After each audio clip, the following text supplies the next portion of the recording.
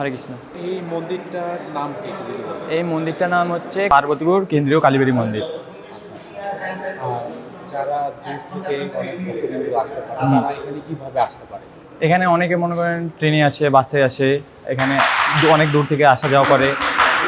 তারপর মনে করেন এখানে আসে ঘোরা যাওয়া করে। এখানে থাকারও যারা থাকতে চায় যদি মনে করেন তাদেরকে মনে করেন আমরা উপরে ফ্লোরে কিছু বিছাই দিই আর নিজস্ব কিছু জিনিস নিয়ে এসে ওরা ওই অনুযায়ী ওরা রাতে এখানে থাকে। তারপর রাতে থাকার ব্যবস্থা হচ্ছে যে মন্দিরে সেভাবে থাকার ব্যবস্থা এখনো হয়নি ওইভাবে। এমনি আমাদের মেঝেতে ওই সাইডে মেঝেতে উপরে মেঝে আছে ফ্লোরে, ওখানে আমরা কিছু বিছাই দিই নিচে সব টপ, তারপর ওই চাটাই মাটাই, আর ওরা নিজেরা কিছু নিয়ে আসে গায়ে দেওয়ার জন্য। আচ্ছা আচ্ছা, ওইভাবে। আর যদি মন্দিরে অনেকে যদি কেউ থাকে না তাই সেই ক্ষেত্রে পার্বতীপুরে থাকার ব্যবস্থা আছে? হ্যাঁ হ্যাঁ আছে, হোটেল আছে, আবাসিক হোটেল আছে। আচ্ছা আচ্ছা, তারপর সামনে ডিপ্লোমা আছে।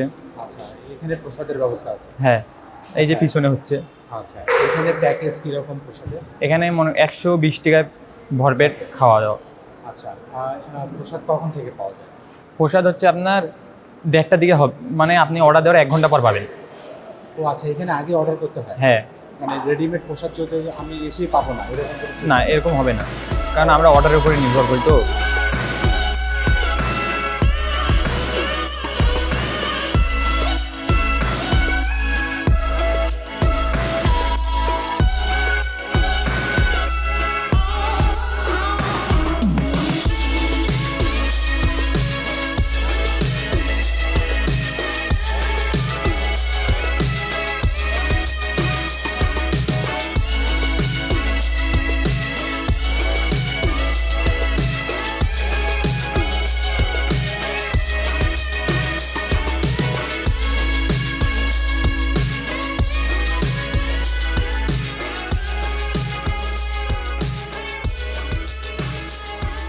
আমি এখন যেখানে অবস্থান করছি এটা হচ্ছে সেই ভাইরাল পার্বতীপুরের কালী মন্দির। মন্দিরটা আসলে অসাধারণ। মন্দিরটির ইন্টেরিয়র এখনও শেষ হয় নাই, কিন্তু যতটুকু আমরা দেখলাম খুবই ভালো লাগলো। আমি এর আগেই এখানে এসেছিলাম, কিন্তু আজকে এসে নতুনভাবে জায়গাটাকে এক্সপ্লোর করলাম, ভালো লাগলো।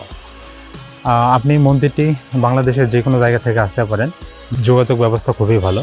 পার্বতীপুর একটি বড় রেল যে অংশ বাংলাদেশের, আপনি বাংলাদেশের যে কোনো জায়গা থেকে পার্বতীপুরের ট্রেন যোগে নামতে পারবেন। অনেকগুলো ট্রেন আছে পার্বতীপুর আসার। আপনি বাস যোগেও আসতে পারেন। প্রসাদের ব্যবস্থাও আছে, যারা দূর দূরান্ত থেকে আসবেন প্রসাদের এখানে ব্যবস্থা আছে। আপনি 120 টাকা প্যাকেজে এখানে পেট ভরে প্রসাদ গ্রহণ করতে পারবেন। তবে মোটামুটি 1 ঘন্টা আগে অর্ডার কনফার্ম করতে হয়, তাহলে আপনাকে প্রসাদ প্রোভাইড করা হবে। আমি যতটুকু তথ্য নিলাম এবং জানলাম, মন্দির বরাবরই পবিত্র একটা জায়গা। আপনি যত সমস্যা যত প্রবলেমের মধ্যেই থাকেন, আপনি যদি এখানে আসেন আপনার ভালো লাগবে, এবং আপনি যদি ঈশ্বরের কাছে প্রার্থনা করেন অবশ্যই আপনার সমস্যার সমাধান হয়ে যাবে।